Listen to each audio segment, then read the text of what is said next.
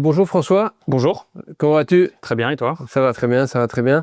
Merci d'être disponible parce que là on voulait faire une brève par rapport au match de hier soir, hein, puisque donc on est le lendemain du derby bruxellois, où on a vu donc Anderlecht s'imposer 1-0 contre l'Union Saint-Gilloise. Une des rares fois sur je pense les 17 rencontres qu'il y a eu. Sur ces dernières années, je pense que Anderlecht a gagné 2 fois. Enfin, c'est la deuxième fois. Et il y a eu 1 ou 2 matchs nuls. Sinon, l'Union a quasiment tout le temps remporté ses rencontres contre Anderlecht. T'en as pensé quoi du match, peut-être pour commencer? Je pense que de manière générale, on n'a pas vu un grand match de football. Il y avait peut-être un peu de fatigue du côté de l'Union Saint-Gilloise après le match européen contre Galatasaray. Mais surtout, il y avait une bonne organisation défensive d'Anderlecht. Voilà, ils ont rien lâché. Ils ont vraiment basé cette victoire sur ça. Et puis voilà, il y a eu un éclair de génie de Nilsson Angulo pour cette ouverture du score. Et pour le reste, voilà, Kiel Skerpen n'a pas eu vraiment beaucoup d'arrêts à effectuer. Donc d'un côté, une organisation défensive d'Anderlecht, un but marqué au bon moment, et de l'autre, pas mal de déchets quand même de la part de l'Union, et puis une inefficacité offensive de leur côté, parce que clairement ils ont des grosses occasions. Je pense qu'il y en a 3 qui peuvent être dans le but, celle de Louis Patrice, celle de Raoul et celle de Promise David. Donc voilà, il fallait au moins en mettre une sur ces 3-là, et voilà, on n'aurait pas parlé de défaite de l'Union, mais peut-être de nul ou même de victoire de l'Union. Ouais, donc il y a l'aspect inefficacité. Est-ce que d'après toi, dans quelle mesure joue aussi le fait qu'ils ont eu un match de Coupe d'Europe quand même assez intense, puisqu'ils ont fait quand même un très très gros match au Galatasaray. Dans quelle mesure ça a joué, tu penses? Je pense qu'il y a 2 côtés de le voir. D'un côté, certainement, qu'il y a un peu de fatigue parce que voilà, il y a ce déplacement jusqu'à Istanbul, il y a 4 heures d'avion aller, 4 heures d'avion retour. Il y a un peu, on chamboule une semaine un peu normale avec ce genre de voyage européen. Mais d'un autre côté, c'est aussi une sorte de team building pour l'équipe qui se retrouve vraiment ensemble pendant 3 jours. En plus de ça, cerise sur le gâteau, il y a cette victoire à Galatasaray. Donc clairement, mentalement, ils étaient à fond. Voilà, c'est juste que l'Union ne peut pas gagner tous ses matchs. L'Union ne va pas gagner tous ses matchs. Parfois, il tombe sur plus fort que lui. Ici, je pense pas que c'était nécessairement le cas. Anderlecht n'était pas nécessairement plus fort que l'Union, mais simplement, l'Union n'était pas au niveau de ce derby bruxellois. Ils auraient dû en mettre un peu plus pour pouvoir aller chercher 1 point ou 3 points contre Anderlecht. Ouais. Je sais qu'avant le match, Azi avait déclaré qu'il avait le secret, ou en tout cas la tactique pour contrer les plans de l'Union. Comme tu as dit, c'est un match assez fermé, hein, c'était un match très tactique. Est-ce que tu penses que c'est aussi justement une des clés du match? Est-ce que quelque part, Azi a gagné le match tactiquement? Ou alors c'est vraiment, comme tu dis, l'inefficacité de certains joueurs, peut-être qui sont en méforme du côté de l'Union, hein. On en parlera peut-être tout à l'heure, mais bon, je pense pour l'instant, il y a Promise David qui est clairement dans un creux. Mais est-ce qu'il n'y a pas eu justement aussi cette bataille tactique entre les deux coachs? Oui, il y a eu une bataille tactique. Adem Zorgan, par exemple, qu'on n'a pas beaucoup vu en première mi-temps, mais justement parce que Besnik Azi avait décidé de mettre quasiment un marquage individuel sur lui, je pense, avec Nathan Decat en première période. Et voilà, quand on éteint comme ça le maître à jouer de l'Union, c'est beaucoup plus difficile pour l'Union de jouer vraiment sa partition. Donc oui, il y a eu certains éléments tactiques qui ont empêché l'Union d'aller chercher un résultat à Anderlecht. Mais à côté de ça, clairement, il y a des choses qui n'ont pas été bien faites. Il y a eu trop de déchets, il y a eu des pertes de balles qui ne devraient pas y avoir à ce niveau-là. Et puis, il y a eu, voilà, face au but adverse, il y a eu des occasions où quand on veut gagner un match de ce niveau-là, il faut les mettre au fond. Et ici, voilà, ils n'ont pas réussi à les mettre au fond. Voilà, comme on disait, ces occasions de David, de Raoul ou de Patrice, au moins une aurait dû être au fond. Ouais, finalement, pour arriver à un match nul qui était tout à fait logique en fait par rapport à la physionomie Voilà, c'est ça. de la rencontre. Justement, David, on a cité son nom. Moi j'ai quand même l'impression, si je regarde les derniers matchs, qu'il est quand même clairement dans un creux. Parce que même Galatasaray, il ne faut pas se leurrer, il marque un but, mais avant ça, il y avait pas grand-chose à voir de la part de David. Est-ce qu'on peut aussi aller chercher du côté du départ de Miralas une explication, ou alors c'est plutôt cyclique ou normal, je dirais, chez un jeune joueur qui est comme ça des périodes de creux, hein, parce qu'ils ne savent pas être au top non plus toute une saison. Mais on retrouve un peu, je dirais, on retrouve malheureusement un peu le David qu'on connaissait quand il est arrivé. Je pense que le départ de Kevin Mirallas a joué un rôle clairement chez Promise David, parce que les deux joueurs, le coach et le joueur s'entendaient vraiment bien, et Mirallas avait une influence énorme sur le développement de David, et je pense que le développement de David n'était pas encore terminé. Et donc, si Mirallas était resté, son développement aurait peut-être pu se faire de manière plus rapide. Après, on ne peut pas tout mettre sur ça non plus. David a d'énormes qualités, mais clairement, on le sent un peu dans le creux de la vague. On sent que il patine peut-être un peu plus, il est moins solide dos au but. Techniquement, c'est parfois un peu plus compliqué. Et en fait, on retrouve peut-être pas le David du début de saison dernière, parce que quand même, il a fort évolué depuis lors, mais on retrouve un David qui est moins en confiance, et qui, quand il est moins en confiance, il rate peut-être des choses qu'il n'aurait pas ratées avec un peu plus de confiance, mais malgré ça, quand même, il continue à marquer. Contre Galatasaray, c'est lui qui marque, et en championnat, il a déjà marqué ses buts, et des buts importants. Donc voilà, finalement, j'ai l'impression qu'il va falloir retrouver ce petit élément de confiance pour vraiment qu'il redevienne un peu le Promise David d'avant, parce qu'il l'a été. Donc il était peut-être légèrement sur régime en Champions Playoff de la saison dernière, mais je pense qu'il peut atteindre encore ce niveau, parce que clairement, il a des qualités, que ça soit physique, que ça soit de finition, il a ces qualités-là. Donc il faut juste retrouver maintenant ce niveau d'avant.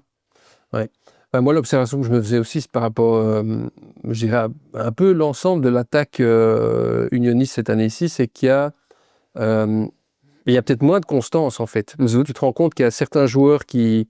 je prends l'exemple de Rodriguez, qui à un moment a commencé à marquer et à jouer très très bien. À ce moment-là, d'autres joueurs étaient moins bien, David, puis on a eu Guiguer qui est monté en puissance, qui est peut-être un peu redescendu. Florouche, qui est quand même aussi, Raoul, je dirais, c'est un peu en dents de scie, quoi. Il a commencé à fond avec, je me souviens du match à l'Antwerp où il avait tout de suite marqué. Puis il a un petit peu disparu des radars, puis il est revenu. Là, il a fait un très bon match d'après moi à Galatasaray. On n'a pas, si je regarde par rapport aux saisons précédentes, où tu avais des joueurs comme Amoura ou Boniface, qui avaient quand même, j'avais peut-être plus de constante, il y avait moins de choix. Il y avait moins de choix au niveau de l'attaque, mais par contre, on avait quand même, je dirais, des matchs qui étaient pleins sur des périodes un peu plus longues. Oui, mais c'est parce que on avait des extraterrestres les saisons dernières. Quand on voit Denis Sundav qui a atteint l'équipe nationale d'Allemagne, quand on voit Victor Boniface, quand on voit Mohamed Amoura, quand on voit Franjo Ivanovic, c'est juste des joueurs. C'est des extraterrestres exceptionnels qui n'ont rien à faire en Pro League. Ouais. Ici, je pense que si vous demandez à tous les dirigeants des clubs belges actuellement en Pro League, au moins 13 ou 14 signeront pour avoir Promise David et Kevin Rodriguez, et même Raoul, parce que c'est des gars qui ont un potentiel énorme, c'est des gars qui arrivent à marquer même quand ils ne sont pas en confiance. C'est des gars qui savent faire bouger les défenses, qui se battent vraiment, surtout dans le cas de Kevin Rodriguez, qui sont très techniques dans le cas de Raoul. Donc vraiment, je pense qu'il y a un potentiel énorme. Alors il y a peut-être un peu moins de constance, mais en même temps, ça permet à David Hubert d'avoir plus d'armes et de pouvoir jouer d'une manière un peu différente en fonction des attaquants, parce qu'on joue pas de la même manière avec Raoul qu'avec Kevin Rodriguez par exemple. Et ça peut lui permettre aussi de changer un peu de tactique, de jouer qu'avec un seul attaquant et du coup d'étoffer un peu son milieu du jeu. Donc je pense pas que c'est un point négatif. Parce qu'on oublie aussi Marc Giger qui est derrière et qui a aussi une belle progression à faire. Donc honnêtement, si on regarde, il y a peut-être Bruges qui a une attaque vraiment très performante, mais sinon, pour le reste, aucune équipe n'a autant de qualité en attaque. Donc voilà, je pense que c'est juste un peu de confiance qu'il faut qu'ils reviennent, et à partir de ce moment-là, les joueurs ont du potentiel, donc le talent sera là. Ouais, parce qu'au niveau des stats, finalement, il y en a quand même plusieurs qui sont dans le haut du classement, avec des belles séries de goals, et tu as très peu d'équipes qui ont autant de buteurs, qui ont marqué déjà un nombre significatif de... Ouais, de buts, Rodriguez, Raoul et Promis David ont marqué une majorité des buts de l'Union. Et clairement, je pense qu'en championnat, Rodriguez est à 7. David ne doit pas être très loin, Raoul non plus. Donc c'est déjà pas mal, c'est ça. Il continue à marquer. Je pense qu'on devrait se faire du souci pour l'Union. Si ces attaquants ne marquaient pas. En début de saison dernière, on se disait, voilà, il y a les occasions, mais on n'arrive pas à marquer. Ouais. Ici, ben voilà, il y a certaines occasions, certaines sont gâchées, mais il continue à marquer quand même, hormis peut-être contre Anderlecht. Donc je pense qu'il n'y a pas vraiment de souci à se faire et que les choses vont se mettre en place parce que la qualité est là. Ouais. Est-ce que du coup, avec cette victoire d'Anderlecht, tu les vois, jusqu'à ce week-end, tout le monde dans les médias, tout le monde disait voilà, il y a 2 candidats au titre, c'est l'Union et c'est le club de Bruges. Est-ce que ça change la donne ce match? Est-ce que du coup tu vois Anderlecht s'immiscer dans la course au titre ou pas? Non, parce qu'Anderlecht ne m'a pas séduit dans ce derby. Et Anderlecht n'a pas été très séduisant dans ses dernières sorties, malgré les victoires, malgré le fait qu'ils ont gagné contre des équipes comme contre Bruges ou contre l'Union. Moi, je pense que le titre va jouer entre Bruges et l'Union. Je pense que Bruges part avec 1, voire même 2 ou 3 longueurs d'avance. Et voilà que l'Union ferait un beau dauphin pour Bruges et qu'Anderlecht devra se battre pour le top 3 parce que actuellement, après on ne sait jamais, hein, avec le mercato d'hiver, les choses peuvent évoluer très rapidement. En tout cas, du côté de l'Union, il ne devrait pas y avoir énormément de mouvements. Du côté d'Anderlecht, il y aura peut-être un peu plus de mouvements avec peut-être des transferts entrants qui vont arriver. Mais honnêtement, actuellement, à l'heure où on se parle, je ne vois pas Anderlecht jouer pour le titre en fin de saison. Ouais. Et donc, ce week-end, évidemment, derby bruxellois, c'était aussi un match un peu spécial pour David Hubert, puisqu'il revenait, je dirais, dans son ancien club où finalement ça s'est pas très bien terminé. T'en as pensé quoi au moment de la nomination de David Hubert? Parce que je pense que c'est un choix qui a quand même surpris pas mal de gens. Je me souviens, on avait eu justement un entretien par rapport à ce moment-là, au départ de Pocognoli, et on parlait beaucoup de Rick 2000. Finalement, c'est David Hubert qui n'a pas eu l'occasion, on va peut-être pas le juger sous ses résultats en Anderlecht parce qu'il n'est pas resté très longtemps et il n'a peut-être pas eu la chance non plus ou en tout cas autant de crédit qu'à Asie. OHL, c'était pas un démarrage de saison fantastique. C'est quoi ta vision par rapport à ça? Je pense que l'Union est l'un des seuls clubs où il est plus difficile de remplacer un attaquant qu'un coach. Donc ici, en début de saison, je pense que c'était beaucoup plus compliqué de remplacer Franjo Ivanovic que Sébastien Pocognoli. Pourquoi? Parce qu'en fait, le moule de l'Union est tellement clair, les principes tactiques sont tellement clairs, les joueurs, peu importe leur position, savent parfaitement ce qu'ils doivent faire. La plupart ont eu 6 mois, peut-être 1 an d'adaptation pour vraiment rentrer dans ce moule. Et finalement, le nouveau coach, qu'est-ce qu'on attend de lui? C'est d'arriver, de reprendre les mêmes principes tactiques, cet ADN de l'Union qui est vraiment bien présent et de donner sa petite touche. Et en fonction de la petite touche que le coach arrive à faire, on l'a vu les saisons dernières, l'équipe va peut-être gagner la Coupe de Belgique, comme ça a été le cas avec Blessine, ou l'équipe peut peut-être être championne quand la touche est vraiment performante, comme avec Pocognoli. Ici, je pense que Hubert amène sa petite touche petit à petit. Mais je pense qu'il y a, disons que c'est pas le rôle le plus ingrat dans le métier de devoir devenir entraîneur de l'Union. Et d'autant plus que finalement, à chaque fois qu'un nouvel entraîneur arrive à l'Union, au contraire des autres clubs, l'Union est sur une spirale toujours positive. Ouais. Quand un entraîneur arrive dans un nouveau club, souvent, c'est parce que l'entraîneur d'avant a été viré et qu'il faut redresser la barre. Ici, c'est pas du tout le cas. Quand David Hubert est arrivé, la spirale était positive, l'Union était en tête, l'Union avait gagné en Champions League, et voilà, il fallait continuer sur la même lancée. Je pense que David Hubert le fait très bien, et l'a fait très bien, et va encore le faire très bien jusqu'à la fin de la saison. Ouais, donc finalement, l'entraîneur a peut-être un rôle, mais n'est pas le rôle proéminent dans le club. Oui, c'est ça. Tout ne tourne pas autour c'est ça. Son rôle est évidemment très important parce que ça reste lui le mettre à bord, mais ce n'est pas que lui qui a toutes les responsabilités. Son staff aussi est très important et c'est pour ça que par exemple le départ de Kevin Mirallas ou même d'Arthur Kopit, qui était le T3 à l'Union, finalement a eu autant d'influence, peut-être légèrement moins, mais a eu énormément d'influence, autant que le départ de Sébastien Pocognoni, parce que c'était vraiment lui un peu le cerveau du staff. En coulisses, on parlait pas beaucoup de lui, il n'était pas beaucoup mis en lumière, mais il était très important, comme voilà le départ d'un joueur comme Noah Sadiki ou de Franjo Ivanovic, on l'a dit. Mais finalement, ces départs-là, parfois, font plus mal que le départ d'un coach. Ouais, tout à fait.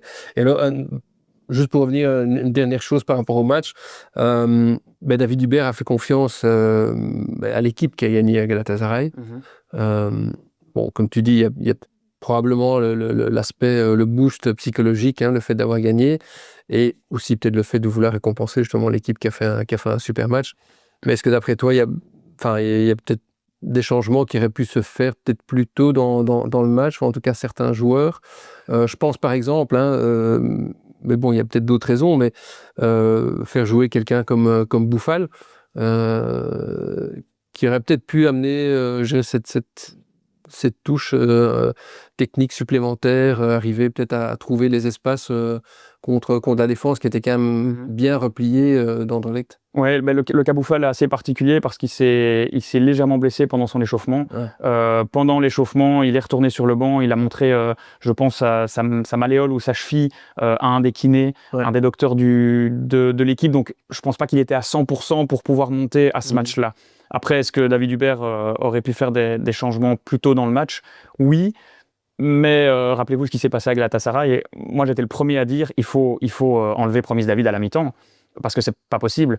Il a décidé de lui donner 15 minutes en plus. Qu'est-ce qui s'est passé? Il a marqué et c'est finalement lui qui va ramener la victoire. Donc voilà, c'est toujours entre guillemets facile de dire qu'un coach doit amener du sang frais plus tôt dans le match ou moins tôt dans le match. Finalement, voilà, ça s'est passé comme ça et les choix de David Hubert ont permis à l'Union de ramener une victoire à Galatasaray. Et ici, contre Anderlecht, il n'y a pas eu de victoire, mais voilà, ça reste ses choix. Ouais. Bon, maintenant, cela dit, je pense que le bilan pour l'instant de David Hubert est quand même largement positif. Oui, clairement. En championnat, c'est qu'une seule défaite.